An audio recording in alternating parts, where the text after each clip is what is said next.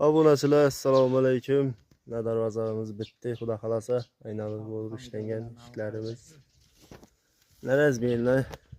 Razbeylar isak buni. Eni 280, boyi 290. Xudo xolasa ko'p baho beraversizlar. Xudo xolasa ship bo'ldi. Ko'ngilga bo'ldi xudo xolasa. Arkasına Allah'ım yaptığı bir şey verdik. Sotki çıktı xudo xolasa. Arkalarıyla. Tizleri bilen. Süngitlerin içinden.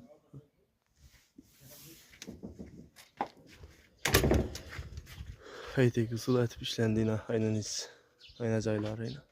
Teylerimizden koşa doldu isyan vurulduğuna. Bu yine sarılara yine çıkarmayın. Hoşaya turduk yine 12 gün aşkına. Abunaçılarına mehamet görüp bak haber verirse.